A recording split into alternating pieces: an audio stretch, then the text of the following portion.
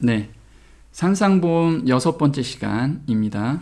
오늘은 예수님의 성품인 화평케 하는 자란 무엇인지, 어떻게 해야 되는 건지 그거에 대해서 좀 알아보려고 합니다. 산상보험 마태복음 5장에는 화평케 하는 자는 복이 있나니 라고 지금 말씀을 하시는데요. 그게 우리가 성소 첫째 칸에서 분향단의 역할인 거죠. 한번 보겠습니다. 그리스도는 평강의 왕이시다. 그러므로 죄가 깨뜨린 화평을 이 땅과 하늘에 회복시키시는 것이 그분의 사명이다. 언행을 통해 다른 사람들에게 죄를 버리고 마음을 하나님께 바치게 하는 자는 누구나 화평케 하는 자이다. 네, 예수님께서는 하나님과 저희 사이에 갈라놓은 죄를 없이 하시기 위해서 이 땅에 오셨고, 그걸 없애고 나서 저희가 하나님과 온전히 화평한 자가 됐습니다. 그러면 저희에게도 이제 그 사명을 같이 주신 거죠. 그런데 저희한테 주신 이 사명은 언행을 통해 다른 사람에게 죄를 버리게 하는 것, 이런 자가 화평케 하는 자라는 거예요. 그런 자는 하나님의 아들이라 일컬음을 받는다고 하십니다. 한번 볼게요. 평화의 정신은 그들이 하늘과 연결되어 있다는 증거이다. 그리스도의 달콤한 향기가 그들을 두르고 있다. 생애의 향기와 품성의 아름다움은 그들이 하나님의 자녀라는 사실을 세상에 드러낸다.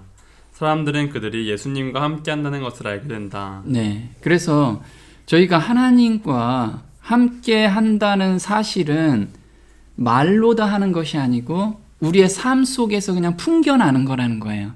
그러면 사람들이 그 풍기는 모습을 보고 하나님의 아들이라 사람들이 인정해 준다는 거예요. 그게 화평케 하는 자라는 거죠. 그럼 화평케 하는 자는 히브리어로 이렇게 씁니다. 읽어보시겠어요? 이게 우리가 샬롬, 많이 들어봤죠? 샬롬이란 뜻입니다. 샬롬.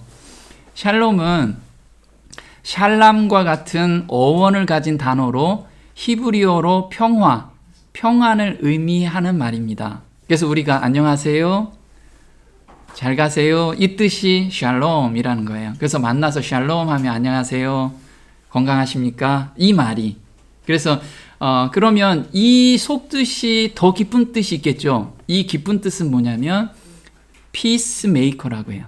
우리 피스메이커를 뭐라고 하죠? 평화를 만들어가는 자예요. 그래서 샬롬 하면은 우리가 만들어가는 자예요.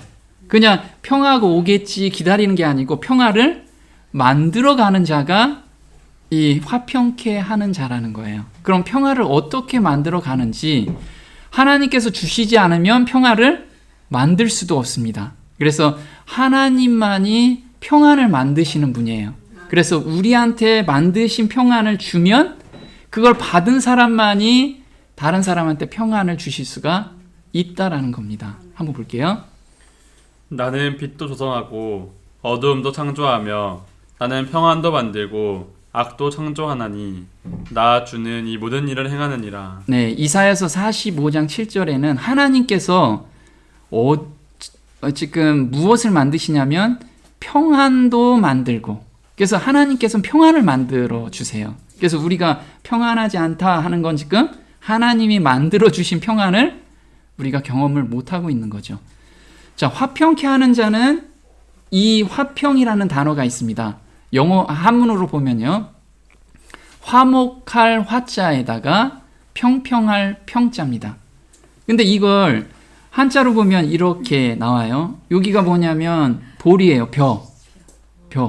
벼를 같이 먹으면서, 입으로 같이 먹으면서, 요게 피리예요. 피리를 부는 거. 그러면 사람들이 추수를 하고 나서 함께 모여서 밥을 먹으면서 우리 막 추수감사절에 뭐예요? 막 추석 때 꽹가리 치고 놀죠. 이런 것이 화평이라는 거예요. 그러면 음식을 나눌 때 자기 욕심이 있으면 아까워서 화평이 안 생기죠. 그래서 함께 이렇게 나눠 먹을 때 내 것을 내 거라고 하지 않을 때, 이럴 때 화평이 찾아온다는 거예요. 화평이. 그래서 여기가 수확한 벼를 여럿이 나눠 먹으며 피리를 부는 모양이 화평활화라는 거예요. 그리고 평평할 평자는 뭐냐면 악기 소리가 울림이 나지막하게 잔잔하게 흘러가는 거 있잖아요. 그걸 평평한 평자라고. 이게 보시면 화살표가 있잖아요. 화살표가 평안하게 펴지는 거. 이것을 화평이라고 합니다. 이게 언제 생기냐면 내 것을 내 거라고 하지 않는 그 시점이 언제죠? 바로 사도행전 2장에 성령이 충만할 때 이게 생겼어요. 한번 볼게요. 믿는 사람들이 다 함께 있으면서 모든 물건을 공동으로 쓰며 또 자기 재산과 소유물을 팔아서 각 사람의 필요를 따라 모든 사람에게 나누어 주더라. 그리고 그들은 날마다 하나가 되어 꾸준히 성전에 모이며 또 집집마다 돌아가며 빵을 떼고 즐거움과 순전한 마음으로 음식을 먹으며 하나님을 찬양하고 또 모든 사람에게 칭찬을 받더라. 주께서 구원받는 사람들을 그 교회에 날마다 더해 주시더라. 네, 지금 여기 보면 구원받는 사람들을 점점 더 더해 주실 때가 언제냐면 음식을 나누면서 하나님의 화평을 경험할 때 이 사람들을 더 늘려주시는 거예요. 왜? 이 모습을 보고 사람들이 그 평안을 얻고 싶은 거예요. 우리 세상 살면서 평안함, 참 평안함을 느끼지 못하잖아요. 근데 이렇게 공동체에 오면 너무 평안한 거야. 세상이 줄 수 없는 평안함을 느끼는 가운데 그게 준비가 되면 그 다음부터 하나님께서 영혼들을 붙여주신다는 거예요. 그러지 않고 나는 평안이 없는데 자꾸만 나가서 전도하잖아요. 니나 잘해라. 이렇게 될 거예요. 그래서 우리는 먼저 하나님의 평안을 우리 안에서 먼저 경험을 해야 된다는 거예요. 그래서 아까 샬롬이라는 것은 피스메이커라고 그랬어요. 평화를 만드는 자. 그래서 화평케 하는 자의 그 원어는 뭐냐면요.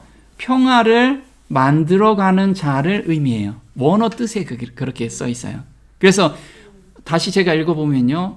화평케 하는 자는 복이 있나니 이거를 화평을 만들어가는 자는 복이 있나니. 그래서 우리는 우리 주변에 화평을 만들어 가야 돼요. 만들어 가야지. 네. 이게 하나님의 아들이라고 일컫는 자가 되는 거예요. 그래서 이 평안은 열매 중에 하나라는 거예요. 열매. 한번 볼게요. 오직 위로부터 난 지혜는 첫째 성결하고 다음에 화평하고 관용하고 양순하며 긍휼과 선한 열매가 가득하고 편벽과 거짓이 없나니 화평케 하는 자들은 화평으로 심어 의의 열매를 거두느니라. 네. 그래서 아까 그 사도 시절에 이른비 성령을 받고 나서 화평한 가운데 영혼들을 붙여주셨잖아요. 마찬가지로 화평케 하는 자들은 화평으로 심고 의의 열매를 얻는데요. 의의 열매가 뭘까요? 의의 열매. 이 열매가 회개에 합당한 열매를 맺고, 그래서 회개란 죄에 대한 단순한 외적 고백만이 아니라 근본적인 인격적 변화다. 그래서 저 회개했어요. 그러니까 예수님께서 제 죄를 다 용서했죠. 감사합니다. 이게 끝이 아니고 그 다음에 하나님의 품성을 닮아가는 것을 의미한다. 그래서 하나님과 매일 관계를 맺고 소통을 하면서 나의 품성이 계속 변화되는 것이 화평이라는 거예요. 화평. 그래서 제가 예전에 다닌 교회에서는 죄사함 복음을 받으면 한 번 구원은 영원한 구원으로 이제 너희들은 완성이 됐다. 이거였거든요. 그러니까 화평의 의미는 하나님과 매 순간 이 관계를 맺고 가는 건데 거기서 끝나니까 그 다음이 없었던 거예요. 그래서 우리한테는 이런 거죠. 그렇게 화평을 심는 자는 뭐를 얻어요? 의의 열매를 우리가 갖게 된다는 거예요. 근데 이게 없는 자는 무엇인지 한번 볼게요. 그러나 너희 마음속에 독한 시기와 다툼이 있으면 자랑하지 말라. 진리를 거스려 거짓하지 말라. 이러한 지혜는 위로부터 내려온 것이 아니요 세상적이요 정욕적이요 마귀적이니 시기와 다툼이 있는 곳에는 요란과 모든 악한 일이 있음이니라. 네. 화평의 반대말은 뭐냐면 시기와 다툼이라는 거예요. 시기와 다툼. 이거는 하늘에서 온 게 아니고 세상적이요 정욕적이요 마귀적이니 굉장히 강하게 이야기하죠. 그래서 우리 안에 시기와 다툼이 지금 있다면 너희들은 세상에 속한 사람들이다. 빨리 예수님께 이 마음 드려야 된다는 거예요. 빨리 드리고 새 마음을 받는 그런 경험 가운데 우리가 다시 돌아오라는 거죠. 근데 하나님과 우리 사이에는 화평이 깨졌어요. 뭐 때문에 깨졌을까요? 네, 우리 가운데 죄 때문에까지 깨졌다는 거죠. 한번 볼게요. 보라, 주의 손이 짧아서 구원하지 못하심도 아니요 그의 귀가 둔하여 듣지 못하심도 아니라 오직 너희 죄악들이 너희와 너희 하나님 사이를 나누었고 너희 죄들이 그의 얼굴을 너희로부터 가렸기에 그가 듣지 아니하심이라. 네, 하나님께서는 처음에 저희를 창조하실 때 정말 사랑스러운 존재로 창조를 하셨잖아요. 근데 어느 날인가 죄가 들어오고 나서부터 하나님이 가까이 가고 싶은데 갈 수가 없는 거예요. 왜요? 하나님은 죄는 하나님의 쉐키나 영광으로 죄가 불타기 때문에 소멸하는 불이기 때문에 그래요. 그래서 우리가 죄가 조금이라도 가지고 있으면 하나님께서 죄를 태우면서 우리가 타서 없어지니까 하나님께서 접근을 못 하시는 거예요. 그러니까 하나님이 너무 안타까우셔가지고 그 멀리서 보고 계시는 거죠. 얼마나 안타까워요. 그래서 하나님께서 누가 오신 거죠? 이 죄를 없이 하기 위해서 바로 예수님께서 오신 거죠. 한번 보겠습니다. 그의 십자가의 피로 화평을 이루사 만물 곧 땅에 있는 것들이나 하늘에 있는 것들을 그로 말미암아 자기와 화목해 되기를 기뻐하심이라. 네, 이제 기뻐하신대요. 그의 십자가의 피로 화평을 이루셨어요, 이제. 그래서 하나님과 우리 사이에 죄가 없어져서 감사합니다. 저 죄 없어졌어요. 이게 아니고 이제 하나님께 온전히 앞으로 나갈 수 있는 거예요. 이걸 정말 믿는다면 하나님을 만날 때 매일의 삶 속에서 예수님이 오늘 저녁에 오신다. 그럼 예수님 저 아직 준비 안 됐어요. 좀 이따가 오세요. 이런 화평이 이루어진 게 아니에요, 아직. 그럼 빨리 어떻게 해야 돼요? 화평을 이루게끔 이 십자가로 다시 가야 되는 거예요. 우리가 십자가로. 그래서 그의 십자가의 피가 무슨 일을 했는지 한번 볼게요. 죄가 깨뜨린 화평을 이 땅과 하늘에 회복시키는 것이 그분의 사명이다. 누구든지 죄를 버리고 그리스도의 사랑을 받기 위하여 마음을 여는 사람은 이 하늘의 화평의 참여자가 된다. 이 외에는 평화의 기반이 달리 없다. 여기서 보면요. 화평을 받는 유일한 것은 무엇이라고요? 마음을 여는 거예요. 우리가 하는 게 십자가에서 어떻게 십자가를 받죠? 나의 죄된 마음을 어떻게 해야 돼요? 네, 죄된 마음을 헌신으로 드리고 내가 받을 준비가 돼야 되잖아요. 그럼 마음의 씨가 심겨지려면 마음밭이 갈려야 되는데 그 마음밭이 갈리는 것도 우리가 할 수가 없어요. 그래서 심령이 가난하고 애통하는 데까지 우리가 가야 되는데 그것도 안 돼. 그럼 어떻게 해야 돼요? 하나님, 제가 제 마음 드리옵니다. 그래서 우리가 하나님을 선택한다라는 거는 하나님께 저 하나님 선택할게요. 저 좀 도와주세요. 이게 아니고 문둥병 환자가 정말 자기가 날 수 없는 문둥병이라고 생각하고 더 이상 어떻게 할 수가 없잖아요. 막 진물이 터지고 발가락이 잘라지고 이럴 때 예수님이 그걸 고쳐주시는 분이라는 것을 소문을 듣고 알았어요. 그건 예수님께 달려가서 어떻게 해야 돼요? 저 예수님 선택할게요. 이게 선택이 아니라는 거예요. 저 할 수 없으니 예수님 좀 도와주세요. 저 좀 살려주세요. 이렇게 매달림이 선택이라는 거예요. 내가 죄를 안 짓게 선택하겠습니다. 이게 아니고 정말 예수님 저 좀 살려주세요 하는 것까지 가는 게 선택한다. 그 선택이 마음문을 여는 거라는 거예요. 마음문을 열면 마음속에 받아들여진 그리스도의 은혜는 저기를 제거해 준다. 그래서 예수님하고 그동안에 적대감을 가졌는데 그 죄를 없애주고 예수님과 화목한 마음을 주신다는 거예요. 그래서 왜냐하면 분쟁을 완화시켜주고 심령을 사랑으로 채워주기 때문이다. 하나님과 동료 인간들로 더불어 화목하게 지내는 사람은 불행해질 수 없다. 질투가 마음속에 있을 수 없고 좋지 못한 추측이 용납될 수 없으며 증오가 존재할 수 없다. 왜 그러냐면 예수님의 마음인 새 마음을 받으면 스데반처럼 돌로 치는 자를 억지로 하나님 저놈 좀 혼내주세요. 이 마음이 아니고 지금 같으면 그런 마음이 생기잖아요. 근데 정말 예수님의 마음을 받으면 저들이 하는 일을 저들이 모릅니다. 저들을 좀 용서해 주세요. 이 마음이 생긴다는 거예요. 그게 예수님의 마음이라는 거죠. 자, 우리가 의롭다 하심을 얻었다. 이게 이제 칭의라고 하여 로마서 5장 1절에 이렇게 나오죠. 그러므로 우리가 믿음으로 의롭다 하심을 얻었은즉 우리 주 예수 그리스도로 말미암아 하나님으로 더불어 화평을 누리자. 네, 우리가 믿음으로 의롭다 하심을 얻었을 때요. 믿음으로. 그 믿음이라는 게 뭐냐 이거죠. 저 믿었어요. 저 성경을 보니까 예수님이 십자가에 못 박히고 돌아가셨으니까 저 이제 죄 없죠? 네, 감사합니다. 이게 믿음이냐 이거죠. 믿는다는 건 우리가 사람을 믿을 때도 한번 딱 보고 믿음이 안 가요.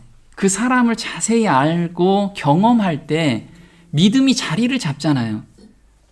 그런데 하물며 예수님을 아는데 성경 몇 번 보고 저 믿어요. 이건 믿음이 내가 믿으려고 가는 게 아니고 믿음이 온 후로라고 해서 믿음이 자리 잡는 거라는 거죠.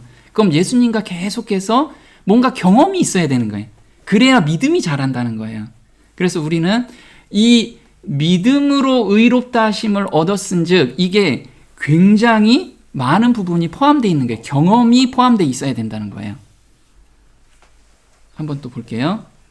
우리가 원수 되었을 때에도 그의 아들이 죽음으로 인하여 하나님과 화해하게 되었으니 더욱더 화해하게 된 우리는 그의 생명으로 인하여 구원받게 되리라.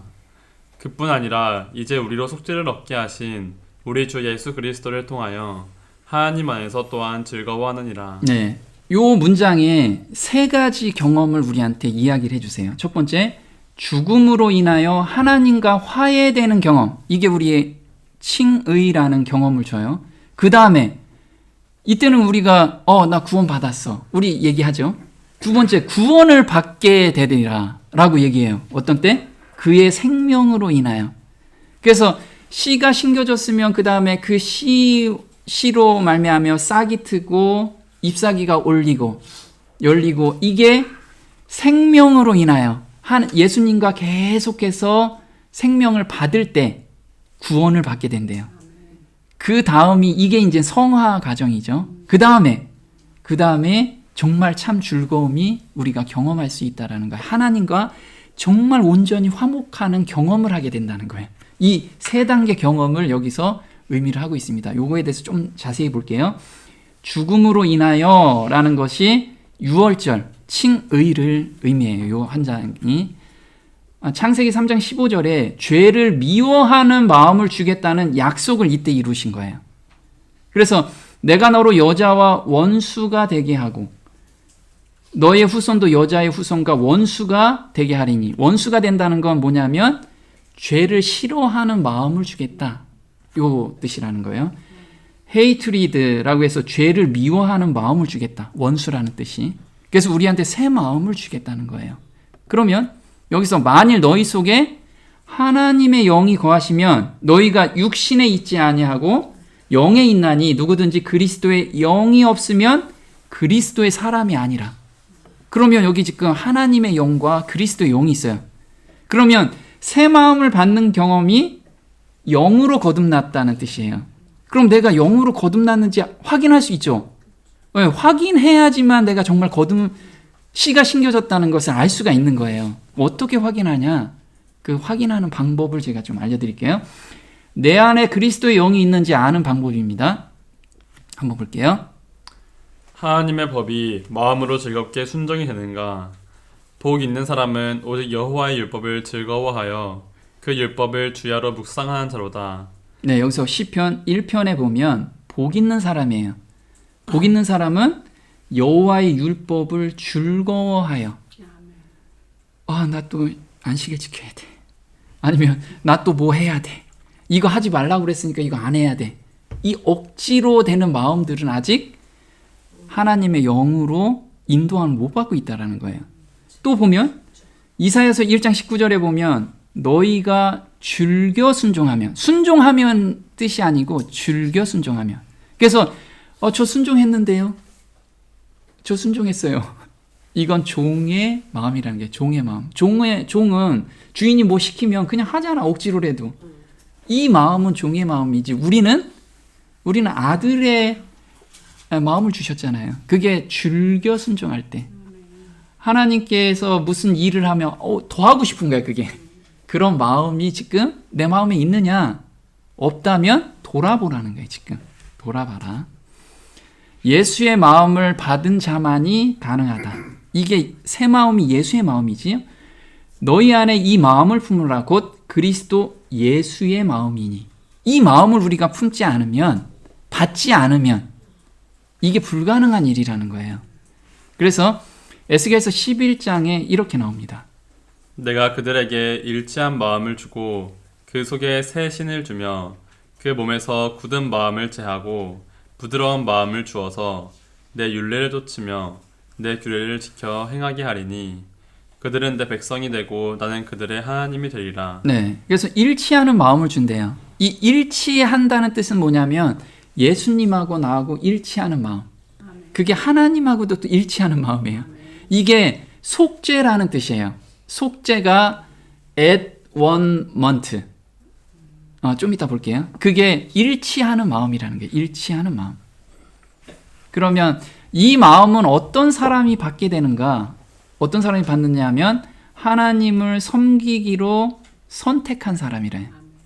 그러면 선택한다는 의미는 뭐냐? 아까 좀 전에 말씀드렸듯이 간절한 매달림이라는 거예요. 내가 정말 간절하게 저는 할 수 없습니다.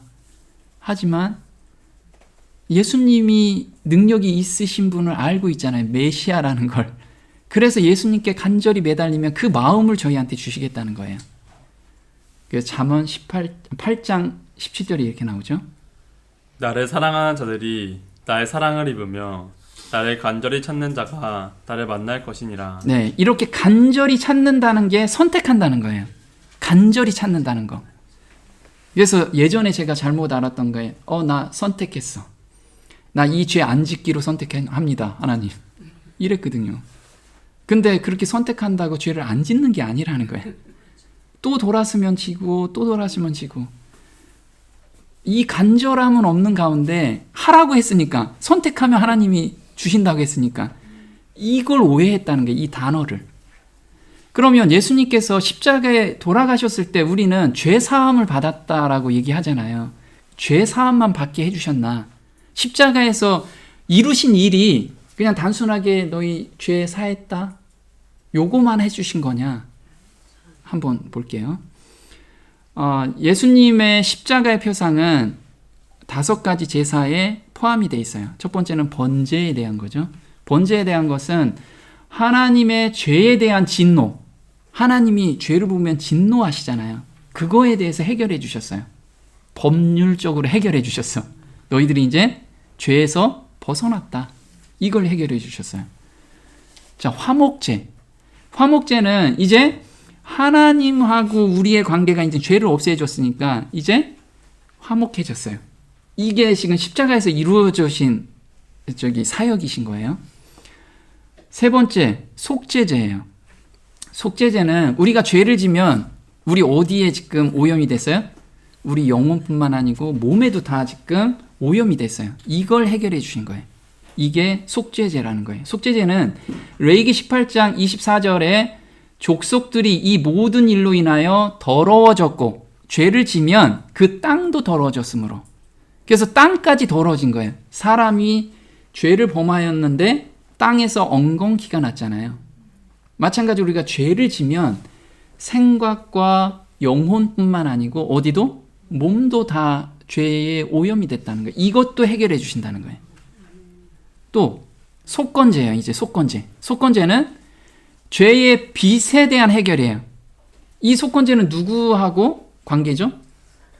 자, 화목제는 하나님하고 관계고, 속건제는 이제 사람하고 관계예요. 사람하고 너가 마음으로 빚을 졌느냐, 아니면 다툼이 있었느냐, 먼저 해결해라. 해결해라. 그럼 우리 보고 해결하라는 건가요? 이 간절함이 있으면 하나님께서 그 마음을, 정말 마음을 주시고 상대방도 마음으로 풀어주신다는 거예요. 그래서 예물을 제단 앞에 두고 먼저 가서 형제와 화목하고 그 후에 와서 예물을 드리라. 그래서 예물을 드리다가 형제한테 원망 드릴 말이 생각나거든.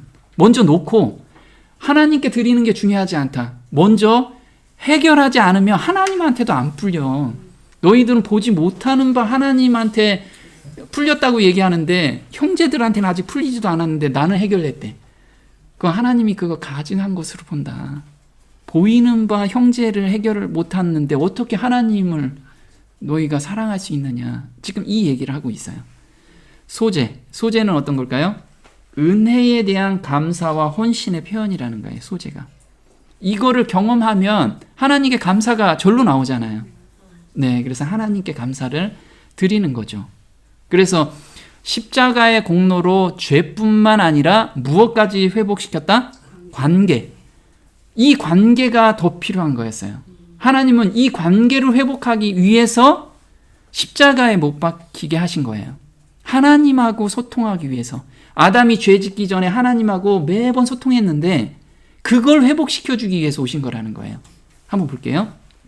또 십자가로 이 둘을 한 몸으로 하나님과 화목하게 하려 하심이라. 원수된 것을 십자가로 소멸하시고 그러므로 이제부터 너희가 외인도 아니요 손도 아니요 오직 성도들과 동일한 시민이요 하나님의 권속이라. 네, 그래서 십자가로 무엇을 이루셨냐면 하나님과 화목하기를 원하신 거예요. 십자가로. 그래서 화목하면은 이제 너희는 누구라고요? 하늘의 시민이고 하나님의 권속이 됐다는 거예요. 하나님의 권속이. 자, 두 번째는 그의 생명으로 인하여 구원을 받게 되리라. 아직 구원을 못 받았어요. 매일 우리가 구원을 경험하는 거예요. 매일. 이게 성화라는 거예요. 성화. 그래서 우리가 성화인데 연합의 경험을 계속해가는 거예요. 연합의 경험. 그러면 한번 볼게요. 이것은 우리가 살아계신 구주 곧 항상 살아서 우리를 위해 간구하는 분과의 개인적인 연합으로 말미암아 구원을 받는다는 의미이다. 예수는 내가 살았고 너희도 살겠음이라고 말했다. 네, 요한복음 14장 19절에 예수님께서 내가 살았고 너희도 살겠음이라. 그러면 우리가 살려면 호흡을 해야 되잖아요. 호흡을 해야 되는데 호흡을 한 1시간 동안 내가 호흡하기가 힘들어서 안 해. 그럼 어떻게 되는 거죠? 죽는 거잖아. 그럼 하늘의 호흡은 뭐죠? 하늘의 호흡. 우리가 기도라고 얘기했죠. 그래서 매 순간 하나님께 나의 죄된 마음과 또 세상의 유혹 그런 걸 계속 드리면 이게 호흡이라는 거예요. 이런 거 없으면 내가 근데 우리는 그런 거 없이 일주일도 살고 한 달도 살잖아요. 그게 산 건가요? 산 게 아니라는 거예요. 그게. 네, 그게 산 게 아니라는 거예요. 우리한테. 실제로 살았으나 죽은 자라는 거예요. 우리는 살았다고 하지만 죽은 자예요. 죽은 자. 그래서 성화의 진정한 의미는 무엇을 경험하는 거다? 용서를 경험하는 거예요. 용서를. 한번 볼게요. 내가 천국 열쇠를 내게 주리니 내가 땅에서 무엇이든지 매면 하늘에서도 매일 것이요 내가 땅에서 무엇이든지 풀면 하늘에서도 풀리리라 하시고. 네. 그래서 땅에서 무엇이든지 매면 하늘에서 매인대요. 우리는 하늘을 지금 못 보잖아. 근데 땅에서 그걸 보여준 거예요. 그래서 우리 형제 자매들 또 내 주변에 있는 사람들과 지금 무언가 꺼리낌이 계속 있다. 이건 지금 하늘하고 묶여 있다라는 거예요. 그럼 그걸 빨리 용서를 받아야죠. 그럼 하나님께 용서를 빌고 그 다음에 또 어디로 가야 돼요? 네. 지금 관계 맺어진 사람들한테 용서를 빌어야 돼요. 그 매듭을 풀어야 된다는 거예요. 그 푸는 것을 하나님께서 해주시겠다. 우리가 행동을 하면. 볼게요. 우리가 짓는 모든 죄는 하늘에 있는 죄의 책과 우리 마음 두 곳에 기록이 된다. 죄책감은 우리 마음에 기록된 죄의 결과이다. 따라서 용서받은 죄라 할지라도 우리의 기억 속에는 그 흔적이 남아있으며 죄의 기억은 계속적으로 우리를 괴롭힌다.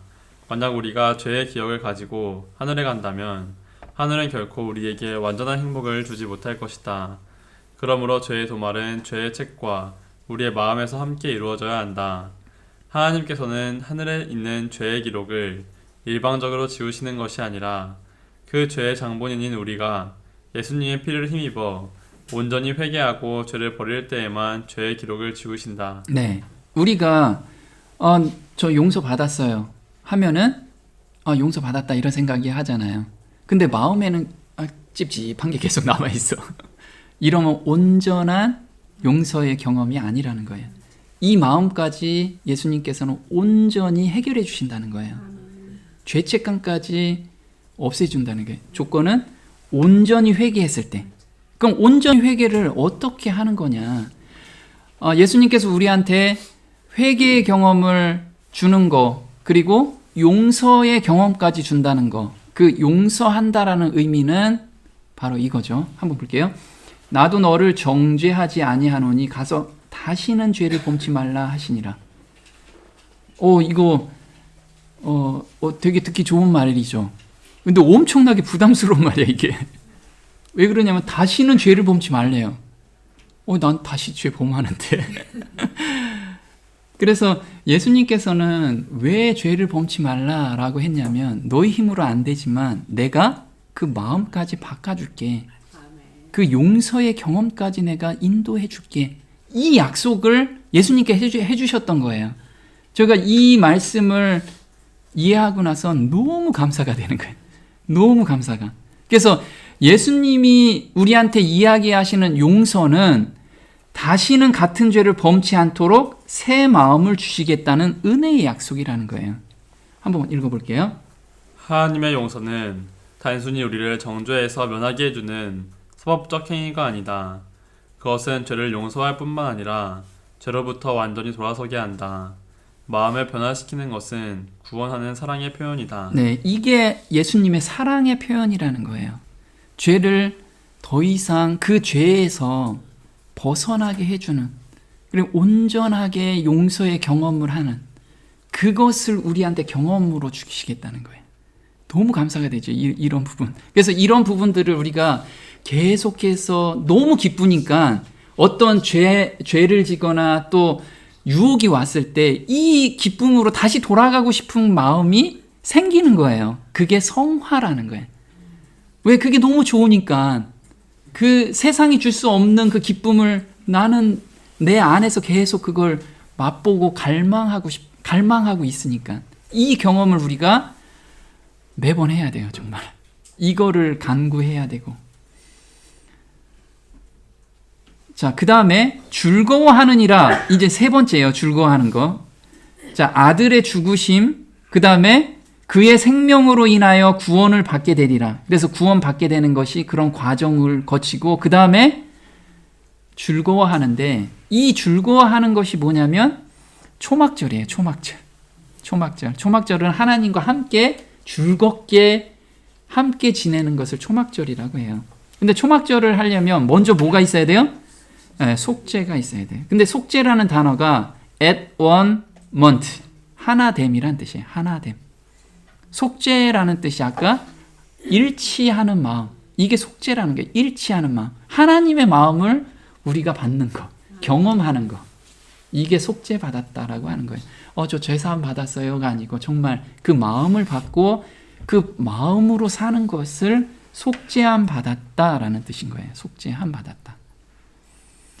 자, 하나님과 함께 거하는 날이 초막절이에요. 우리가 절기에 보면 7월 1일은 나팔절이라고 해요. 나팔절. 자, 이젠 대속죄일이 오니까 너희들 준비해라. 너희 죄를 빨리 가져와라 해서 나팔을 막 불죠. 그 다음에 7월 10일에는 이제 드디어 대속죄일의 죄의 도말을 거기에서 우리가 온전히 경험하게 돼요. 모든 죄에서 우리를 깨끗게 하는 경험. 그 다음에 15일 날 이제 초막절을 맞이합니다. 초막절은 일주일간 있어요. 일주일간 이렇게 한번 보겠습니다. 이스라엘 자손에게 고하여 이르라. 7월 15일은 초막절이니 여호와를 위하여 7일 동안 지킬 것이라. 이스라엘 백성들은 초막절에 저희를 애굽 종살이 하던 곳에서 구원하시고 광야의 순례 생활 동안 친절히 돌보신 당신의 은혜를 회상하고 하나님을 찬양하였다. 또한 그들은 바로 끝난 속죄일의 의식을 통하여 사죄와 간합하심을 입은 것을 인식하고 기뻐하였다. 그리고 여호와의 구속받은 자들은 피조물이 다 이제까지 함께 탄식하며 함께 고통하는 저주의 속박에서 영원히 구원 얻어 안전히 하늘 가나안에 모일 때에 말로 다 할 수 없는 즐거움과 충만한 영광 중에 기뻐할 것이다. 그때에는 인류에 대한 그리스도의 대속 사업은 완성되고 인류의 죄는 영원히 도말될 것이다. 네, 이때 초막절은 이제 사죄와 간합하심을 입은 것을 인식하는 거예요. 우리가 대속죄일에서 우리 죄가 온전히 도말됐다는 것을 인식하면 그 기쁨이 뭐 날아갈 것 같잖아요. 그래서 간합하심을 입은 것을 인식하고 기뻐하였다. 그래서 이때 하나님하고 함께 막힌 담이 하나도 없으니까 너무 기쁘게 지내는 게 초막절이라는 거예요. 초막절. 이게 앞으로 우리가 맞이할 건데 이 땅에서도 이걸 우리가 부분적으로나마 경험해야 된다는 거예요. 자, 우리가 이스라엘은 3대 절기가 있습니다. 이 이스라엘의 절기는 다 예수님을 예표하잖아요. 가장 중요한 게 뭘까요? 네, 유월절이죠. 그래서 유월절에 3대 절기 중에 하나가 유월절이에요. 그 다음에 오순절이죠. 오순절 성령이 임해야 되니까 오순절. 그 다음에 초막절. 이 세 절기예요. 근데 여기서 더 중요한 게 있어. 네, 대속죄일은 초막절 앞에 있어요. 화목제를 지내요. 화목제. 하나님께서는요, 이 절기 끝에 반드시 화목제물을 바쳐라. 이걸 했어요. 아니, 왜 느닷없이 화목제물을 드리라고 했을까요? 한번 볼게요. 감사함으로 드리는 화목제 희생의 고기는 드리는 그 날에 먹을 것이요 조금이라도 이튿날 아침까지 두지 말 것이니라. 근데 너무 또 가혹한 이야기를 하고 계세요. 화목제물로 드린 것은 이렇게 소예요, 소. 이 소가 몇 인분이나 나올까요? 네, 한번 따져봤어요. 775인분. 1인분을 200g으로 하면. 근데 이게 몇 시간 만에 먹으래요? 3시간에서 4시간 만에 먹지 않으면 이건 가장 큰 죄로 본다고 그랬어요. 그럼 이거 고역이잖아. 어떻게 이게 말도 안 되죠. 그렇죠. 그래서 이때 화목제사는 너하고 원수진 간도 가서 어떻게 해야 돼요? 죄를 안 지으려면 제발 좀 먹어줘라. 초청하는 거예요. 다 초청. 이때. 그래서 하나님께서는 이 절기가 끝나고 나서 너희들이 엉켜있는 사람도 다 불러서 같이 먹어라. 같이 먹고 다 풀어라. 지금 이걸 하시는 거예요. 실제로 예수님이 오신 것은 너희들 이 땅에서도 화목하게 지내고 하나님하고도 화목하게 지내기 위한 목적인데 절기만 지킨다 이거죠. 그게 아니라는 거예요. 절기 끝엔 반드시 함께 나눠 먹어라. 그래서 우리 먹는 가운데 우정이 싹 튼다고 우리 항상 먹으면서 뭔가를 하잖아요. 그래서 하나님도 이걸 아신 거예요. 그래서 정말 엄청나게 많은 사람이 와서 먹어야 돼요. 근데 예수님께서 이걸 하신 거예요. 볼게요. 이 예수를 하나님이 그의 피로 인하여 믿음으로 말미암는 화목 제물로 세우셨으니 이는 하나님께서 길이 참으시는 중에 전에 지은 죄를 간과하심으로 자기의 의로우심을 나타내려 하심이니. 네, 그래서 예수님께서 이 화목 제물이 되신 거예요. 그럼 목적이 뭐예요? 하나님하고 화목시키고 사람하고 화목시키기 위해서 그 예표로 우리한테 오신 거죠. 그래서 예전에는 부분적으로만 우리가 아는 거, 십자가에 못 박히셔서 저 제사함 받아서 저 이젠 지옥불에 멸망 안 하겠네요. 감사합니다. 여기까지가 아니고 정말 화목하는 데까지 우리가 가야지만 예수님께서 돌아가신 온전한 목적을 이루게 되는 거예요. 우리한테 준 사명이기도 하고요. 자, 기쁨이 충만해야지만 되는데 한번 볼게요. 이 생명이 나타내신 바 된지라 이 영원한 생명을 우리가 보았고 증거하여 너희에게 전하노니 이는 아버지와 함께 계시다가 우리에게 나타내신 바 된 자니라. 우리가 이것을 쓰면 우리의 기쁨이 충만케 하려 함이로라. 네, 우리가 이 영원한 생명을 보았고 맛보았으면, 자, 증거하여라고 얘기했잖아요. 증거한다는 건 내가 맛보지 않으면 증거할 수가 없는 거예요. 그래서 어떤 맛집에 가서 그냥 인터넷으로만 보면 말이 힘이 없잖아요. 근데 실제로 먹어보면 아주 디테일하게 이야기할 수 있어요. 마찬가지로 예수님이 정말 영원한 생명이라면 이것을 우리가 맛보았으면 증거할 수 있다라는 거예요. 증거할 수 있으면 그 기쁨이, 그 경험을 하면 기쁨이 충만하잖아요. 이 기쁨을 나누라는 거예요. 이 기쁨을. 그래서 이 영원한 생명이 누구냐 하면 한 알의 밀이 땅에 떨어져 죽지 아니하면 한 알 그대로 있고 죽으면 많은 열매를 맺느니라. 그래서 이 한 알이라는 거예요. 한 알의 밀알. 살아있는 한 알의 밀알. 근데 이 한 알의 밀알이 땅에 떨어져 죽었잖아요. 이게 누구예요? 예수님의 생명이라는 거예요. 이 생명이 자라서 많은 열매를 맺었는데 그걸 예수님의 마음이라는 거예요. 그래서 약속으로 이해하면 죄를 미워하는 마음을 우리한테 주신다는 거예요. 자, 그리고 기쁨이 충만케 한다라고 하는 것은 로마서 14장 17절에 이렇게 나옵니다.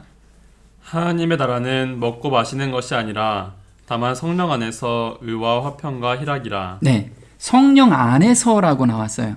성령의 음성을 우리가 따라가면 무엇이 나와요? 의와 화평과 희락. 이 세 가지를 우리한테 경험으로 주신다는 거예요. 성령을 따라가면. 그래서 이걸 맛보고 가라는 거예요. 계속. 그래서 주의 빛과 주의 진리를 보내어 나를 인도하사 주의 성산과 장막에 이르게 하소서. 그런즉 내가 하나님의 단에 나아가 나의 극락의 하나님께 이르리이다. 하나님이여 나의 하나님이여 내가 수금으로 주를 찬양하리이다. 지금 시편 기자는 이걸 맛본 거예요. 하나님의 마음을 받고 의와 화평과 희락을 맛보고 나니까 자기가 무엇으로 이걸 시를 써야 되는데 이 기쁨을 어떻게 얘기할까? 그걸 단어를 쓴 게 뭐예요? 극락의 하나님. 이걸 경험하면 내 극락에 가 있는 것처럼 이렇게 기쁘다. 더 이상 쓸 말이 없는 거예요. 그래서 극락의 하나님이라고 이야기를 하는 거예요. 이걸 경험하면. 너무 감사되지 않아요? 극락의 하나님. 우리 극락 왕생 그거 하지 마시고 여기에서 극락을 가자 이거죠. 자, 우리에게 화목해 하는 기별을 전하라는 직책을 주셨어요. 그래서 이 직책을 우리가 실행하는, 우리가 삶에서 보여주는 자가 하나님의 아들이라 라고 지금 이야기를 하고 계시는 거예요. 한번 볼게요. 모든 것이 하나님께로 났나니 저가 그리스도로 말미암아 우리를 자기와 화목하게 하시고 또 우리에게 화목하게 하는 직책을 주셨으니 이는 하나님께서 그리스도 안에 계시사 세상을 자기와 화목하게 하시며 저희의 죄를 저희에게 돌리지 아니하시고 화목하게 하는 말씀을 우리에게 부탁하셨느니라. 네, 화목하게 하는 직책이라고 나왔어요. 이 직책을 원어로 뭐라고 하냐면 봉사, 다른 말로 봉사. 화목해 하는 봉사를 하래요. 그럼 봉사하는 게 나 뻣뻣이 앉아서 그래 해봐. 이게 봉사가 아니잖아요. 봉사는 자기를 낮추고 예수님께서 본을 보인 것처럼 내가 정말 이런 그 자아가 너무 많잖아요. 그리고 편하고 싶은 마음들 이런 걸 내려놓고 화목해 하는 봉사를 하라는 거예요. 자, 원어로 보면요. 디아코니아라고 하는데 모든 천사들은 부리는 영으로서 구원을 얻을 후사들을 위하여 봉사하라고 보내심이 아니뇨. 섬기다, 봉사하다 같은 단어라는 거예요. 천사들도 우리의 구원을 위해서 지금 봉사를 엄청나게 하고 있잖아요. 이걸 알으라는 거예요. 그래서 화목해하는 말씀이라고 하는데 우리 흔히들 전철역 같은 데 보죠. 예수, 천국, 불신, 지옥. 이걸 외치라는 말이 아니라는 거예요. 뭐 하라고요? 볼게요. 하나님이 죄를 알지도 못하신 자로 우리를 대신하여 죄를 삼으신 것은 우리로 하여금 저희 안에서 하나님의 의가 되게 하려 하심이니라. 네, 우리를 대신하여 죄를 삼으신 것은 하나님의 의가 되기 위해서예요. 하나님의 의는 마음을 받는 거예요. 마음을. 예수님의 마음을 받고 그 마음대로 사는 것이 하나님의 의를 받았다라는 의미라는 거예요. 그래서 예수님을 구주로 맞이하는 경험, 이게 칭의의 경험, 새 마음을 받는 경험과 내주하시는 성령의 능력으로 사는 즐거움에 대해서 증거하라는 거예요. 증거하라. 한번 에베소서 1장 19절에 이렇게 나오죠. 또 믿는 우리 속에서 강한 능력으로 역사하시는 하나님의 권능이 얼마나 큰가를 알게 하시기를 기도합니다. 네, 사도 바울 형제는 너희들이 새 마음을 받으면 이 능력이 우리 삶 가운데 있다. 이 능력이 나오면 뭐가 없어져요? 세상과 죄를 넉넉히 이긴다. 이 즐거움을 한번 맛봐라. 이 즐거움 가운데 매일의 삶을 한번 살아보라. 그러면 극락의 하나님을 경험할 수 있다. 이걸 지금 우리한테 이야기하는 것이 화목해하는 말씀이라는 게, 우리 삶 자체가 말씀이라는 게, 말씀. 내가 논리적으로 이게 구원은 이렇고 말이야. 이런 게 말씀을 전하, 물론 그것도 필요하죠. 그런데 삶 자체가 하나님의 말씀이라는 거예요. 우리 삶 자체가. 그래서 화평한 마음은 언제 오느냐? 한번 볼게요. 긍휼과 진리가 같이 만나고 의와 화평이 서로 입맞추었으며 진리는 땅에서 솟아나고 의는 하늘에서 하감하였도다. 네, 의와 화평이 서로 입맞추었대요. 그럼 의가 있으면 자연스럽게 뭐가 나와요? 화평도 따라와야지만 의를 받았다는 거예요. 근데 우리가 의는 경험했는데 맨날 다툼이 있어. 그 사람만 가면 맨날 뭐 지그주그 복구해. 그러면 의를 경험하지 못했다는 거예요. 이거는 뗄래야 뗄 수 없는 거라는 거예요. 그래서 의와 화평이 서로 입맞추며, 그래서 의란 하나님의 뜻에 온전히 합한 마음을 의미하는데, 이런 사람만이 하늘이 주신 화평한 마음을 경험할 수 있다라는 거죠. 한번 볼게요. 하나님의 뜻에 그대의 뜻을, 하나님의 길에 그대의 길을 전적으로 굴복시킬 때 그대는 하나님께서 온유하시고 겸비한 마음을 가지신 분이라는 사실을 알게 될 것이고 그대 영혼에 안식이 있게 됨을 발견하게 될 것이다. 차분한 신뢰심이 그대를 주관하게 될 것이다. 그대는 구주께서 언제나 계시고 어디에나 계신다는 것을 더욱더 분명하게 체험하게 될 것이다. 그로 인해서 영혼은 힘을 얻게 된다.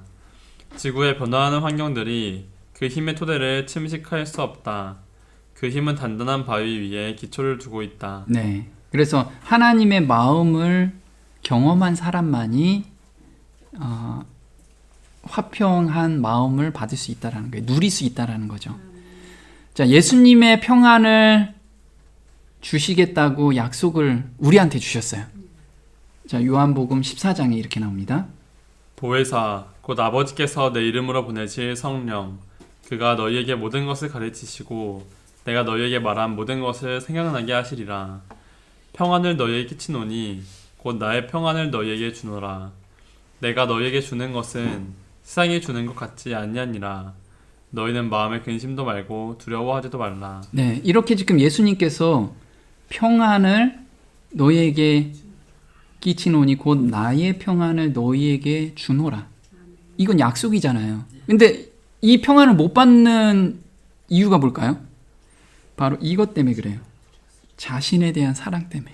볼게요. 우리의 평화를 깨뜨리는 것은 자신에 대한 사랑이다. 자아가 살아있는 동안에는 언제나 그것이 굴욕과 모욕을 당하지 않도록 하기 위해 방어태세를 취하게 된다. 그러나 우리가 죽고 우리의 생애가 그리스도로 더불어 하나님 안에 감추어질 때는 무시나 경멸을 조금도 개념치 않게 될 것이다. 비난에 대하여 기머거리가 되고 조소와 모욕에 대하여는 소경이 될 것이다. 네. 그래서 자기에 대한 사랑이 있으면 자기보다 나이가 어리거나 직급이 낮은 사람한테는 잘못했다는 시인을 잘 안 하잖아요. 이게 자신에 대한 사랑이라는 거예요. 만약에 이 사랑이 정말 온전히 자신에 대한 사랑이 내려져 있다면 어떻게 될까요? 자기가 먼저 사과하겠죠. 이게 하나님이 원하시는 관계라는 거예요. 거기에서 하나님이 또 역사해 주시고. 자, 너희 속에 소금을 두고 화목하래요. 소금을 두래요. 소금을. 웬 소금? 볼게요. 소금은 좋은 것이로되 만일 소금이 그 맛을 잃으면 무엇으로 이를 짜게 하리요. 너희 속에 소금을 두고 서로 화목하라 하시니라. 네. 서로 화목하게 하라고 명령하셨는데 너희 속에 무엇을 두라? 소금을 두래요. 이 소금의 뜻이 무엇인지 한번 볼게요. 의문의 제사에서는 제물마다 소금을 쳤다. 향을 피우는 것과 같이 이것은 그리스도의 의만이 그 제사를 하나님께 간합되도록 만들 수 있다는 것을 의미하였다. 여기서 보면 소금은 뭐라고 얘기해요? 그리스도의 의라는 게 그리스도의 의. 그 그리스도의 의가 없으면 이거 아무것도 아니라는 거예요. 또 한번 볼게요. 예수께서는 이 관습에 대하여 언급하시면서 자신을 하나님이 기뻐하시는 거룩한 산 제사로 드리고자 하는 자들은 다 구원하시는 소금인 우리 구주의 의를 받아야 한다. 그때에야 그들은 세상의 소금이 되어 소금이 방부의 역할을 하는 것처럼 사람들 중에서 죄악을 방지한다. 네. 그래서 내가 정말 새 마음을 받는 하나님과 일치하는 마음을 받는 경험이 있을 때 이 소금의 역할을 한다는 거예요. 소금의 역할을. 자, 한번 볼게요. 그러나 소금이 그 맛을 잃으면 즉 그리스도의 사랑이 없이 경건의 모양만 있다면 선을 위한 능력은 조금도 없게 된다. 그런 생에는 세상에 구원하는 가마를 끼칠 수 없다. 생명에서 생명에 이르는 향기가 되려면 그대는 나의 은혜에 참여하는 자가 되어야 한다. 그렇게 될 때 경쟁심, 이기심, 높은 지위에 대한 욕심 등이 사라질 것이다.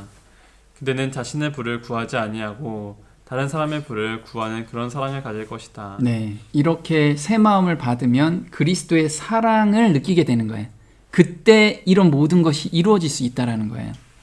그래서 그 그리스도의 마음을 받으면 빚진 자의 심령이 우리한테 임하게 돼 있어요. 그래서 로마서 1장 14절에는 헬라인이나 야만이나 쥐에 있는 자나 어리석은 자에게 다 내가 빚진 자라. 그래서 이 사람들한테 빚진 자면 빚쟁이는 어떻게 되죠?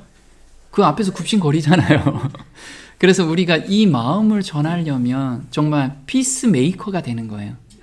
네, 그 사람의 영혼을 위해서 내가 지금 가지고 있는 자존심, 이 내려놓고 그 사람한테 다가간다는 거죠.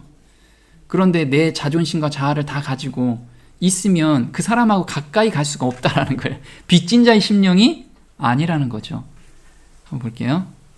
회개하였을 때 바울은 동료 인간들로 하여금 나사렛 예수를 변화시키고 구원하기에 능하신 살아계신 하나님의 아들로 바라보게 하려는 간절한 소망으로 고무되었다. 그 후로는 그의 생애를 십자가에 못 박히신 분의 사랑과 능력을 묘사하는 일에 전적으로 헌신하였다. 그의 큰 동정심은 모든 계급의 사람들을 사로잡았다. 주님을 위한 사랑이 그의 행동을 유발하는 원칙, 곧 동기를 부여하는 능력이 되었다. 의무에 대한 열심이 식을 때마다 십자가와 거기에 나타난 놀라운 사랑을 바라보는 것으로 그는 마음의 허리를 동이고 극기의 길로 전진하게 되기에 넉넉하였다. 네. 그래서 사도 바울도 이 마음을 받고 빚진 자의 심령으로 전도를 했잖아요. 그런데 사람인지라 어떻게 됐어요? 의무에 대한 열심이 식을 때마다 우리도 열심히 있다가도 마음이 식을 때가 있잖아요. 이때 어떻게 돌아가래요? 십자가와 거기에 나타난 놀라운 사랑을 다시 바라보는 거예요. 예전에 나한테 주신 그 경험을 다시 되새김질하면 다시 생각이 나서 또 힘있게 갈 수 있다라는 거예요. 우리 모든 성도가 이런 경험 가운데 신앙생활을 했으면 좋겠습니다. 네, 오늘 여기까지 하겠습니다.